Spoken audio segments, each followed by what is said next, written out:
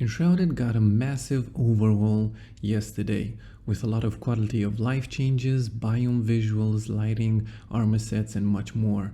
Let's dive in and see what's new. Greetings! We're thrilled to bring you to Thralls of Twilight, a new update filled with darkness, despair, and a bunch of cool new stuff. Not all of it dark or hopeless.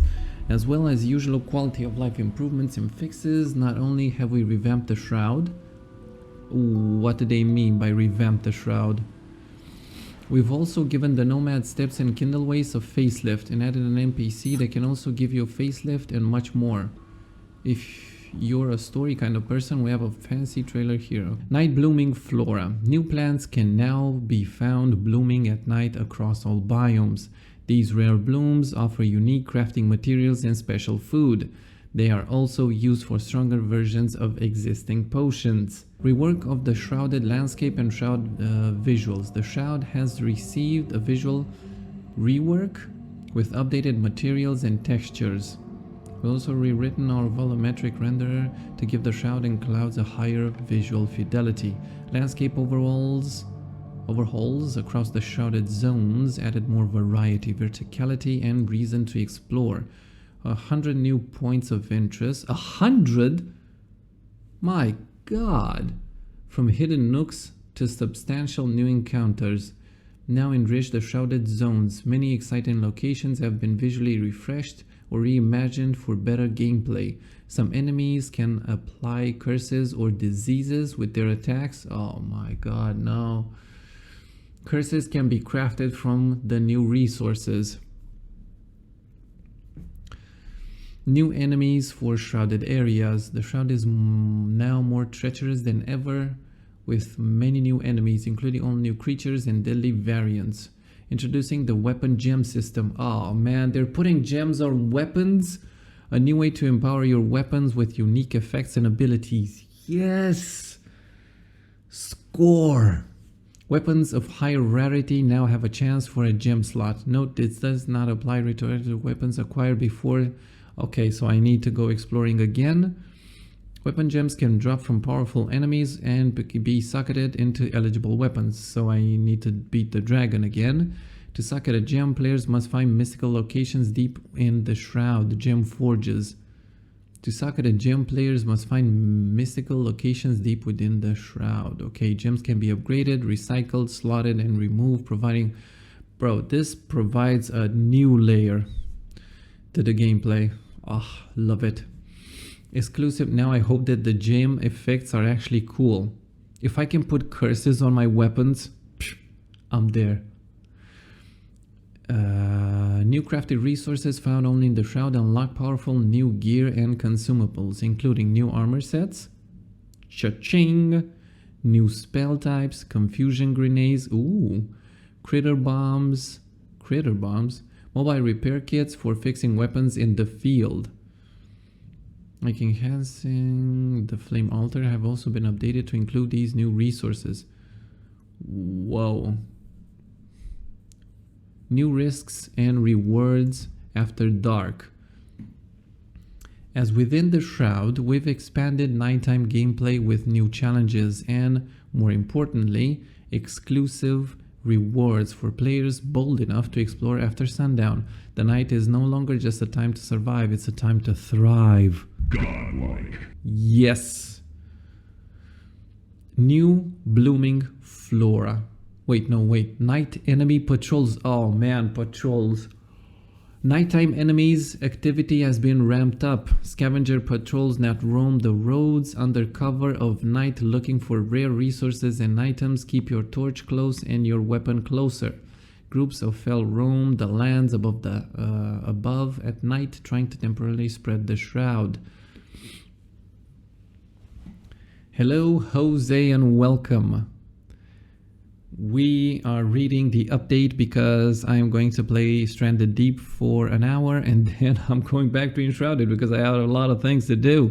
Night temples. A different kind of temple. Oh my god. Yeah, introducing night temples, a brand new type of point of interest found in every region in Amber Vale. These temples can only be entered at night. Their doors remain sealed during the day. melon. Feature all new architectural elements and are filled with dangerous traps. Yes. Yes. Offer exclusive rewards for those who dare to brave their deaths. Of course. That's me. Biome visual upgrades. Across the world, we've enhanced the visual quality of several biomes with lush new vegetations, refined landscapes, and reworked textures.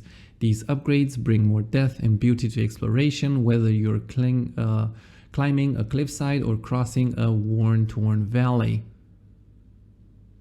Yes, lonely.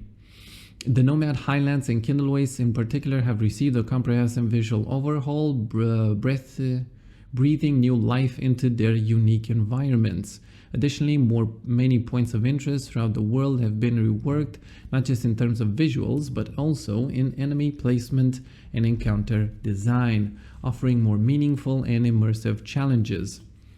Player customization improvements. Update 6 brings major upgrades to player customization, giving you more ways to define your look, both through armor, styling, and character appearance.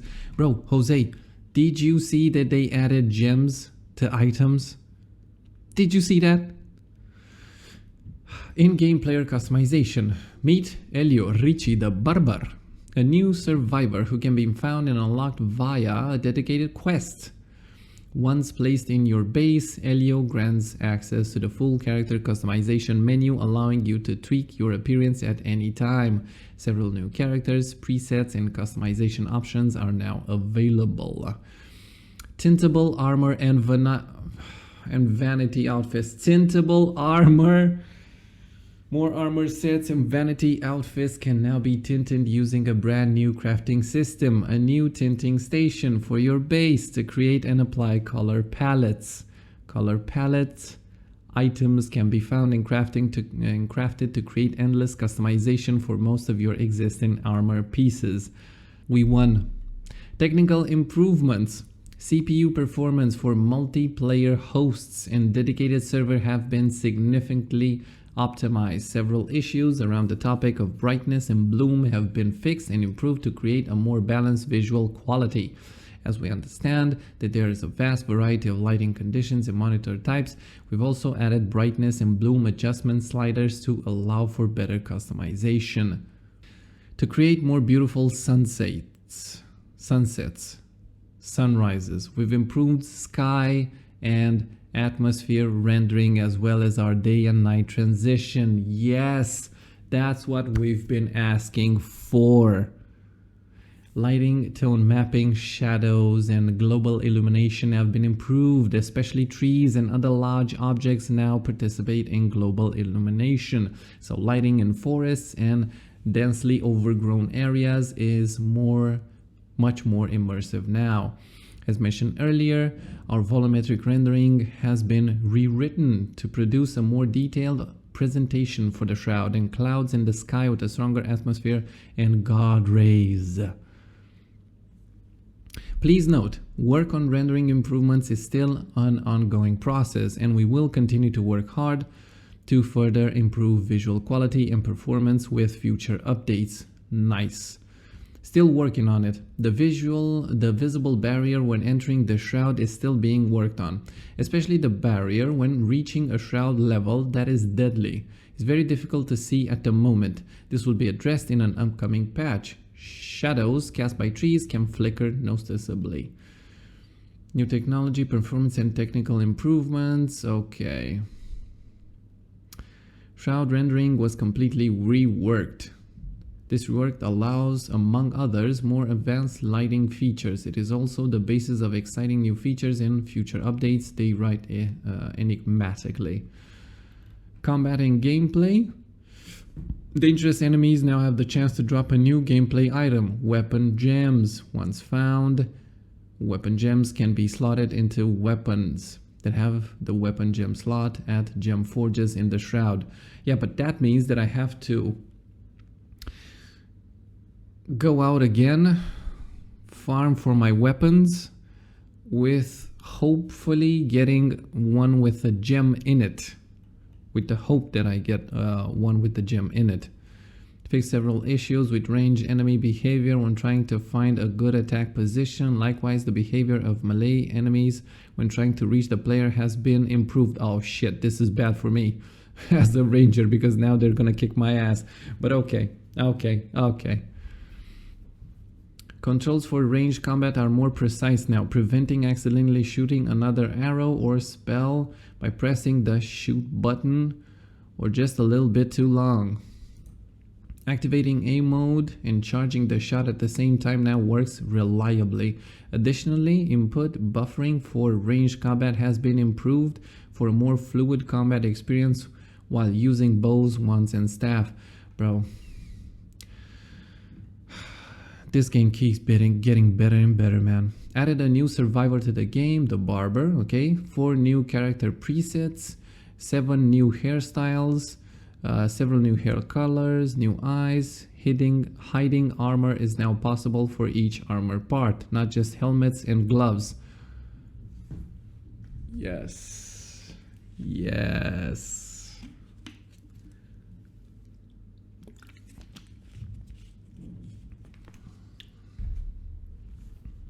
Funny you say Melon. I started rewatching Lord of the Rings, Return of the King now.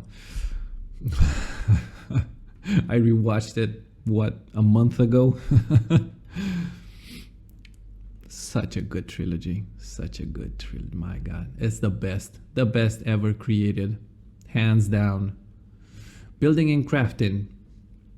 Add a new crafting station for the player base. The coloring station for crafting color palettes and applying new colors to armor and outfits. New craftable item type to the game. Color palettes, okay. Several new armor sets. A new farming animal can be added to the player base once tamed. The round billed sailor from the Kindleways. It will produce feathers when sheltered and fed. Oh, wait, what? Survivors are now spending their time more convincingly. For example, there are now fewer chances of a survivor going back and forth between 2 points of interest in the player base constantly. Also, added several new animations to all survivors. Digga, man, if they keep this up this year and next year, because it's gonna be in spring, so they still have, what, a year of time. This game is gonna be immense, man. It's gonna be near perfection.